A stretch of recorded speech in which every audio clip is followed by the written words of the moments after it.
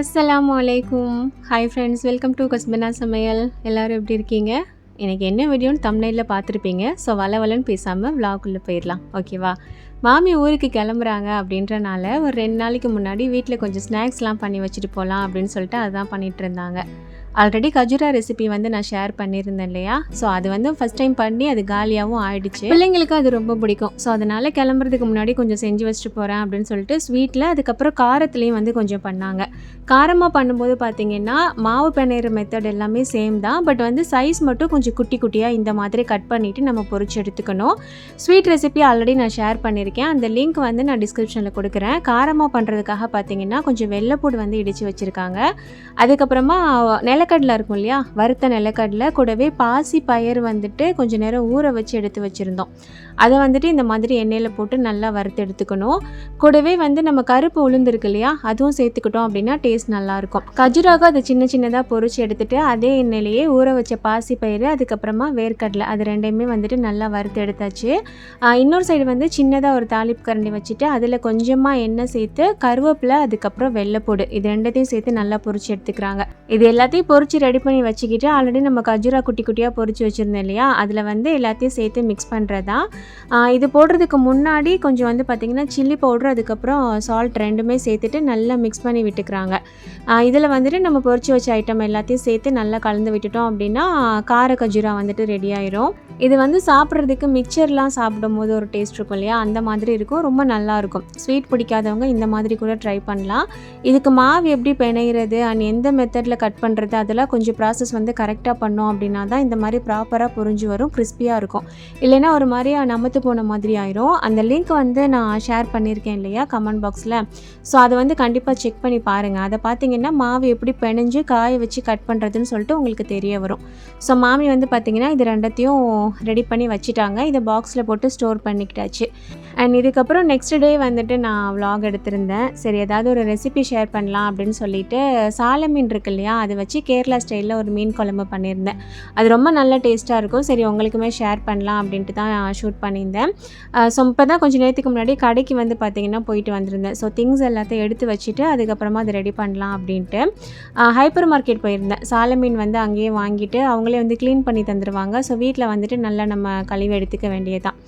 And ball வந்து பார்த்திங்கன்னா கொஞ்சம் எக்ஸ்ட்ராவாக வாங்கிட்டு வந்திருந்தேன் தயிர் உரைச்சி வைக்கிறதுக்காக. லாஸ்ட் வீடியோவில் வந்து தயிர் எப்படி உரைக்கணும்னு சொல்லிட்டு நான் வீடியோ போட்டிருக்கேன். அது பார்க்காதவங்க வந்து செக் பண்ணி பார்த்துக்கோங்க. ஓகே, இப்போ மீன் குழம்பு வைக்கிறதுக்கு வந்து பார்த்திங்கன்னா சின்ன வெங்காயம், வெள்ளைப்பூடு, அதுக்கப்புறம் ஒரு சின்ன துண்டு இஞ்சி வந்து தேவைப்படும். ஸோ இது எல்லாத்தையும் நம்ம கட் பண்ணி வச்சுக்கலாம். இஞ்சி அதுக்கப்புறம் வெள்ளைப்பூடு இருக்கு இல்லையா, ரெண்டத்தையும் நல்லா இடித்து எடுத்து வச்சுக்கணும். தனித்தனியாக இடித்து எடுத்து வச்சுட்டாலும் சரி, சேர்த்து இடிச்சுக்கிட்டாலும் சரி. அதுக்கப்புறம் சால மீன் வந்து பார்த்திங்கன்னா க்ளீன் பண்ணி வச்சுருக்கேன். இஞ்சி வெள்ளைப்பூடு இந்த மாதிரி இடித்து சேர்க்கறதுக்கு பதிலாக பேஸ்ட்டாக சேர்க்கலாமான்னு கேட்டிங்கன்னா கண்டிப்பாக சேர்க்கக்கூடாது. இந்த மாதிரி இடித்து சேர்த்தோம் அப்படின்னா தான் அதில் டேஸ்ட் வந்துட்டு நல்லாயிருக்கும், அந்த ஃப்ளேவருமே சூப்பராக இருக்கும். ஸோ இதே டைப்பில் சேர்த்துக்கோங்க. நான் சால மீன் வந்து பார்த்திங்கன்னா கொஞ்சம் நிறையா தான் வாங்கிட்டு வந்திருந்தேன். ஒரு சிலர் இதை மத்தி அப்புறம் சூட மீன் அந்த மாதிரிலாம் சொல்லுவாங்க. பட் ஒன்றும் டிஃப்ரெண்ட் இருக்குது. இது வந்துட்டு சால மீன்.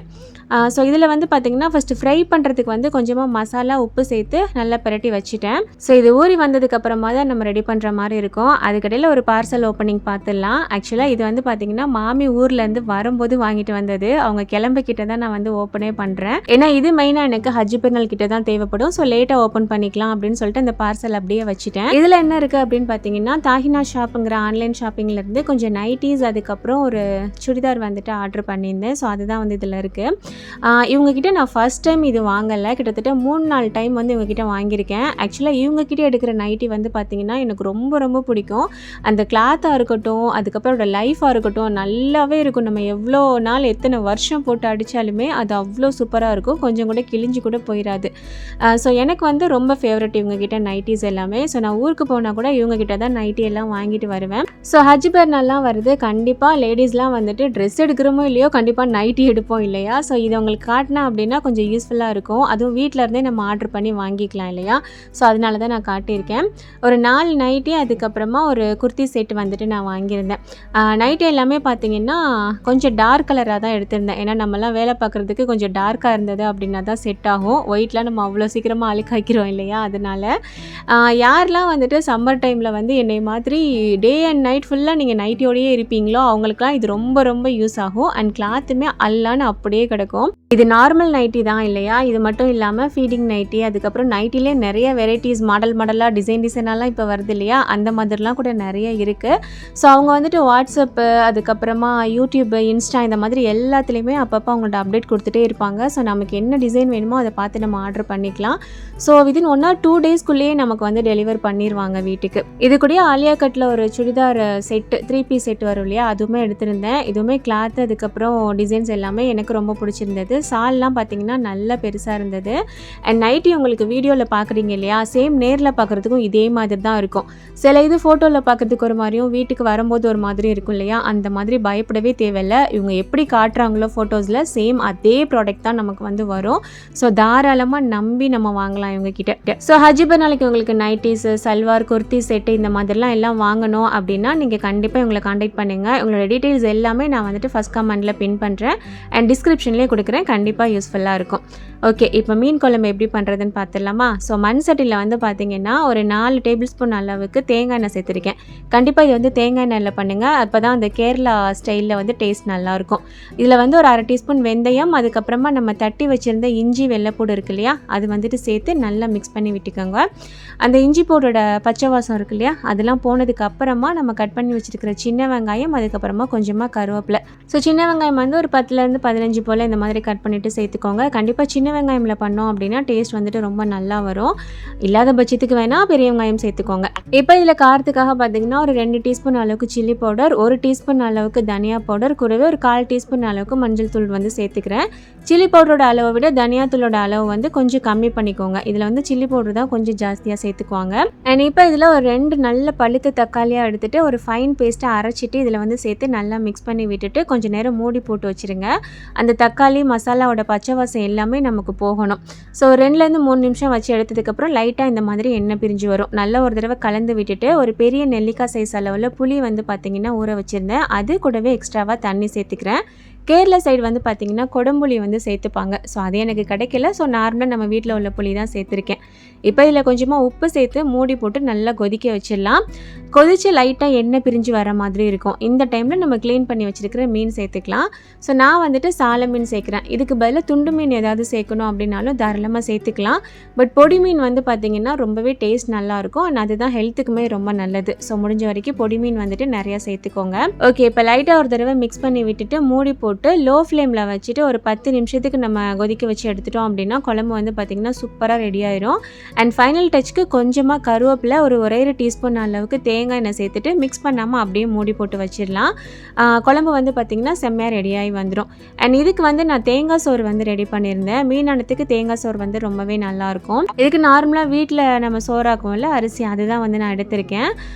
1 கப் அரிசிக்கு நம்ம 3 கப் அளவுக்கு தேங்காய் பால் சேர்த்துக்கிட்டோம் அப்படின்னா வந்து ரொம்ப கரெக்டாக இருக்கும். இதில் ஒரு 10லேருந்து 15 வெள்ளைப்பூடு, கூடவே ஒரு 1/2 டீஸ்பூன் அளவுக்கு வெந்தயம், தேவையான அளவு உப்பு எல்லாம் சேர்த்து நல்லா கலந்து விட்டுட்டு வேக வச்சு எடுத்துட வேண்டியதான்.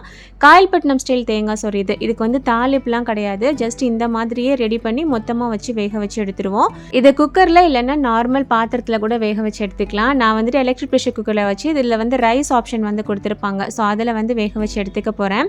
நிறைய பேர் வந்து இந்த எலக்ட்ரிக் ப்ரெஷர் குக்கரோட ரிவ்யூ வந்து கேட்குறீங்க. நான் வந்து ஆல்ரெடி இதோட ரிவ்யூ நான் கொடுத்துட்டேன். லிங்க் வந்து கொடுக்குறேன், வேணா செக் பண்ணி பார்த்துக்கோங்க. செம்ம யூஸ்ஃபுல்லாக இருக்குது இது. அண்ட் இந்த சைடு மீன் வந்துட்டு நம்ம ரெடி பண்ணி வச்சுருந்தேன் இல்லையா? அதுவுமே நல்ல எண்ணெய்லாம் பிரிஞ்சு சூப்பராக ரெடியாகி வந்துருச்சு. டேஸ்ட் வந்துட்டு ரொம்ப நல்லாயிருக்கும். நம்ம தேங்காயெல்லாம் சேர்க்க தேவையில்லை. எப்போவுமே ஒரே மாதிரி பண்ணுறதுக்கு அப்பப்போ டிஃப்ரெண்ட்டாக வைக்கணும். நான் இந்த மாதிரி தான் பிரியாணியாக இருக்கட்டும், மீனானமாக இருக்கட்டும், அப்பப்போ ஒவ்வொரு டைம் ஒவ்வொரு மாதிரி பண்ணிகிட்டே இருப்பேன். டேஸ்ட்டுமே ரொம்ப சூப்பராக வந்துடும். நெக்ஸ்ட் வீடியோவில் உங்களுக்கு கெஸ்ட்லாம் வந்தால் மீன் குழம்பு வைக்கிறது எந்த மாதிரி வைக்கலாம் அப்படின்னு சொல்லிட்டு வீடியோ வந்துட்டு கொடுக்குறேன். ஓகேவா? இந்த சைடு கொஞ்சமாக மீன் வந்து பார்த்திங்கன்னா இப்போதைக்கு பொரிச்சிருக்கேன். ஏன்னா சுரேமுக்கு வந்துட்டு கிளாஸ் இருக்குது. ஸோ அவன் கொஞ்சம் சீக்கிரமாக போகணும் அப்படின்றனால அவனுக்கு மட்டும் முதல்ல கொஞ்சமாக பொரிச்சிருந்தேன். அண்ட் இந்த சைடு தேங்காய் சோறு வந்து வச்சுருந்தேன் இல்லையா? இதுவுமே சூப்பராக ரெடியாகி வந்துருச்சு. இந்த ப்ரெஷர் குக்கரில் ரைஸ் ஆப்ஷனில் வந்து பார்த்திங்கன்னா 12 மினிட்ஸ் வந்துட்டு டிஃபால்ட்டாக அதிலே செட் பண்ணியிருக்கோம். ஸோ அதில் வச்சோம் அப்படின்னா பர்ஃபெக்டாக ரைஸ் வந்து பார்த்திங்கன்னா ரெடியாகி வந்துடும். ஸோ இந்த வீடியோ நான் ஷூட் பண்ணுற அன்னைக்கு லஞ்ச் வந்து பார்த்திங்கன்னா தேங்காய் சோறு, மீனானம், அதுக்கப்புறமா பொரிச்ச மீன் இது மட்டும் வச்சு சிம்பிளாக முடிச்சிட்டேன். ஸோ அதுக்கப்புறம் பார்த்திங்கன்னா மாமிக்கு வந்து ஊருக்கு போகிறாங்கன்னு சொல்லிட்டு கொஞ்சம் திங்ஸ் வாங்குறது, பேக்கிங் இந்த மாதிரி வேலையெல்லாம் பார்த்திங்கன்னா நடந்துட்டு இருந்துச்சு. இது மாமி கிளம்புறதுக்கு நாள் நைட்டுன்னு நினைக்கிறேன். ஆமாம். மாமிக்கு ஊருக்கு போகிறதுக்கு வந்து பார்த்திங்கன்னா லக்கேஜ் வந்து கிட்டத்தட்ட 30 கிலோ லக்கேஜ், அதுக்கப்புறம் 7 கிலோ ஹேண்ட் லக்கேஜ், 37 கிலோ கிட்ட கொண்டு போகலாம். நாங்கள் ஒரே டைமில் போய் மொத்தமாக சாமான்லாம் வாங்கலை. ஸோ அப்பப்போ வெளியில் போவோம் இல்லையா மாமி கூட, அப்போவே கொஞ்சம் கொஞ்சமாக திங்ஸ்லாம் வாங்கி சேர்த்து வச்சாச்சு. ஒரே டைமில் வாங்க முடியாது அப்படின்னு சொல்லிட்டு. ஸோ லாஸ்ட் டைமில் சாக்லேட்டு அதுக்கப்புறம் நட்ஸ் மட்டும் கடைசியாக வாங்கிக்கிட்டோம். ஸோ எல்லாத்தையும் பார்த்திங்கன்னா இப்போ பேக் பண்ணியாச்சு. இந்த ஒரு பாக்ஸு, அதுக்கப்புறம் ஒரு பேக்கு, அதுக்கப்புறம் ஹேண்ட் லக்கேஜ்க்கு ஒரு பேக்கு, இந்த மாதிரி ஒரு 3 பார்சல் வந்துட்டு மாமி கொண்டுட்டு போகிற மாதிரி இருந்தது. ஆக்சுவலாக மாமிக்கு விசா வந்து பார்த்திங்கன்னா 2 மந்த்ஸ் விசா தான் நாங்கள் போட்டிருந்தோம். ஹஜ்ஜி பெருநாள் கழிச்சு அவங்க வந்துட்டு கிளம்பலாம்.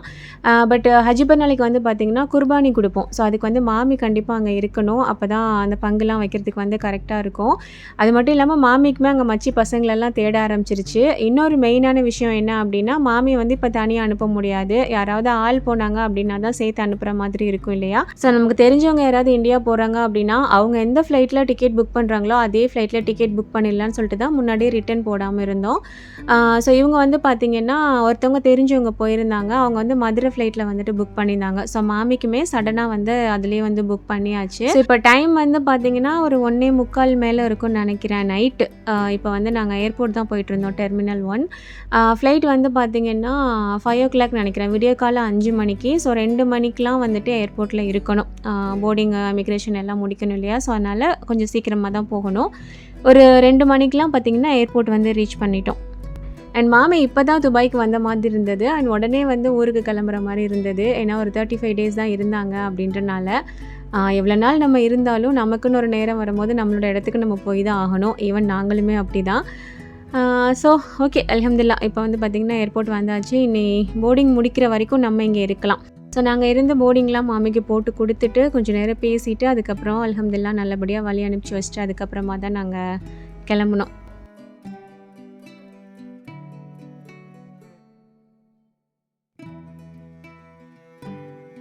ஸோ அல்ஹம்துலில்லாஹ் மாமி நல்லபடியாக அனுப்பிச்சி வச்சுட்டு இப்போ நாங்களுமே வீட்டுக்கு கிளம்பிட்டோம். நிறைய பேர் ஷார்ட்ஸில் கேட்டுகிட்டே இருந்தீங்க மாமி இருக்காங்களா, கிளம்பிட்டாங்களா அப்படின்னு சொல்லிட்டு. ஸோ அல்ஹம்துலில்லாஹ் மாமி ஊருக்கு போய் இறங்கி கொஞ்சம் நாளும் ஆயிடுச்சு. ஸோ நான் வந்து வீடியோக்கு உங்களுக்கு லேட்டாக தான் கொடுத்துருக்கேன். ஸோ இந்த வீடியோவில் வந்த நைட்டி இன்ஃபர்மேஷனாக இருக்கட்டும், ரெசிபீஸாக இருக்கட்டும், கண்டிப்பாக உங்களுக்கு யூஸ்ஃபுல்லாக இருக்கும்னு நான் நினைக்கிறேன். பிடிச்சிருந்தது அப்படின்னா லைக் பண்ணிக்கோங்க. புதுசாக பார்க்குறவங்க மறக்காமல் சேனலை சப்ஸ்கிரைப் பண்ணிக்கோங்க. இன்ஷால்லா நெக்ஸ்ட் வீடியோ ரொம்ப யூஸ்ஃபுல்லான வீடியோ வரும். தேங்க்ஸ் ஃபார் வாட்சிங்.